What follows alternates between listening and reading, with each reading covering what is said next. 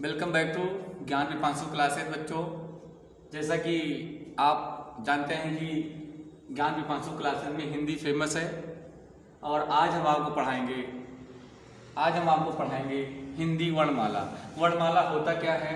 वर्णों के व्यवस्थित समूह को वर्णमाला कहते हैं। बच्चों को क्वेश्चन आता है वर्णों के समूह को वर्णमाला कहते हैं, अक्षरों के समूह को वर्णमाला, लेकिन नहीं, वर्णमाला किसे कहते हैं? शुद्ध में आपको ऑप्शन मिलेगा वर्णों के व्यवस्थित समूह को वर्णमाला कहते हैं। फिर बच्चों वर्णमाला को दो भागों में बांटा गया है। एक तो बच्चों कहते हैं उसे स्वर और दूसरा आपका है व्यंजन। स्वर और व्यंजन, इनको दो भागों में बांटा गया। फिर स्वर आपका है, स्वर होते क्या हैं? स्वर को देखिए कितने कितने भागों में बांटा गया है। एक तो आपका होता है लघु स्वर। क्या होता है बच्चों? लघु स्वर होता है। दूसरा होता है दीर्घ स्वर होता है, दीर्घ स्वर। और तीसरा आपका होता है संयुक्त स्वर होता है बच्चों, संयुक्त स्वर। और चौथा आपका होता है प्लुत स्वर। क्या होता है? प्लुत स्वर। अब देखिए ये जो लघु स्वर होते हैं, लघु मतलब छोटे होते हैं, लघु मतलब छोटे अक्षर, लघु मतलब होते हैं छोटे अक्षर, छोटे अक्षर होते हैं। जैसे आपके पास है अ आ उ आ ई उ और री। ये चार प्रकार के होते हैं लघु स्वर। छोटा आ, छोटी ई, छोटा उ और री, ये चार प्रकार के स्वर होते हैं जिसको हम बच्चों लघु स्वर कहते हैं। अब आइए चलते हैं दीर्घ स्वर। दीर्घ स्वर क्या होते हैं? दीर्घ का मतलब होता है बड़े अक्षर, और बड़े अक्षर क्या होते हैं? जिसको आप बड़ा कहते हो, बड़ी कहते हो, और आप कहते हो बड़ो। अर्थात बच्चे कह दीजिए लघु स्वरों की संख्या तो आप कहोगे 4, और दीर्घ स्वरों की संख्या जिनकी संख्या आप कहोगे 3 होती है। बच्चों संख्या भी पूछ लेता है और ये भी कहता है कि निम्नलिखित में कौन सा दीर्घ स्वर है, कौन सा नहीं है। आइए चलते हैं संयुक्त स्वर पर। संयुक्त स्वर क्या होते हैं? तो संयुक्त स्वर होते हैं ए, ऐ, ओ, औ। ये आपके बच्चों होते हैं संयुक्त स्वर, जिनकी संख्या कितनी होती है? जिनकी संख्या होती है 4। इनकी भी संयुक्त स्वरों की संख्या भी 4 होती है। अब आते हैं प्लुत स्वर।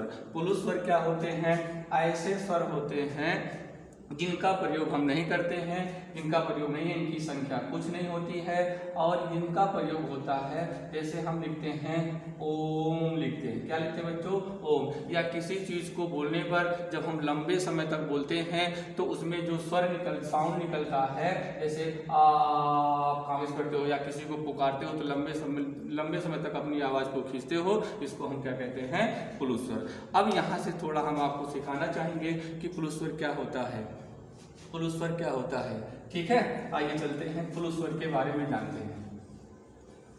प्लुत स्वर के बारे में जानते हैं। जो देखते हैं स्वर, तो जो स्वर होते हैं आप कहते हो आ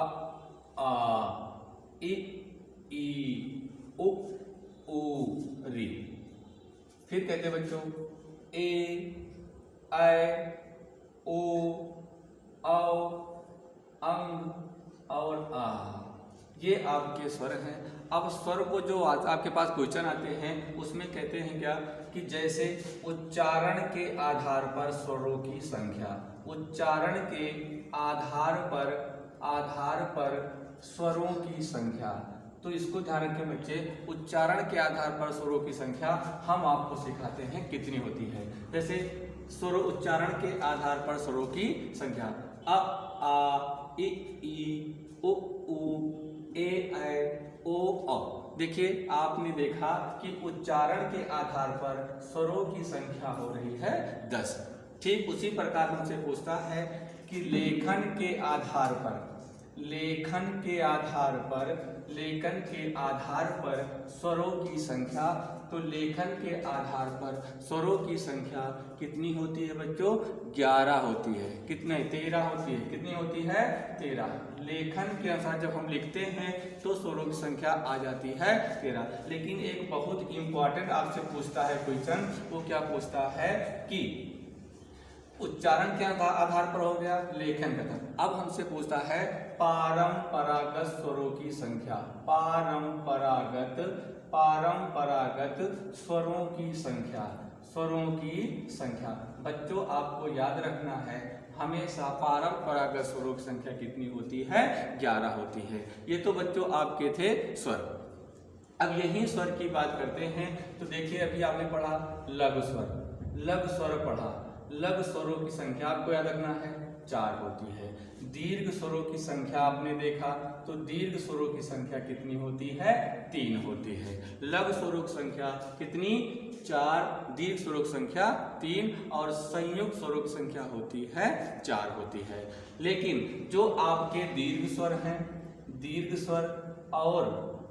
स्वर उसी में जब हम संयुक्त स्वर जोड़ देते हैं तो दीर्घ स्वरों की संख्या टोटल आ जाती है 7, क्योंकि दीर्घ स्वर का ही रूप है संयुक्त स्वर। आइए बच्चों चलते हैं, अब हम पढ़ते हैं व्यंजन। अब व्यंजन का शुद्ध रूप क्या होता है बच्चों? हलंत रूप होता है। व्यंजन का शुद्ध रूप क्या होता है? हलंत रूप होता है। तो थोड़ा हम व्यंजन के बारे में जानकारी चाहेंगे। तो व्यंजन क्या होता है? देखिए, हमने अभी कहा कि व्यंजन वर्ण जो होते हैं, व्यंजन वर्ण, हमने कहा पहला पॉइंट क्या पढ़ना है कि व्यंजन का शुद्ध रूप होता है हलंत रूप होता है। क्या होता है बच्चों? हलंत रूप होता है।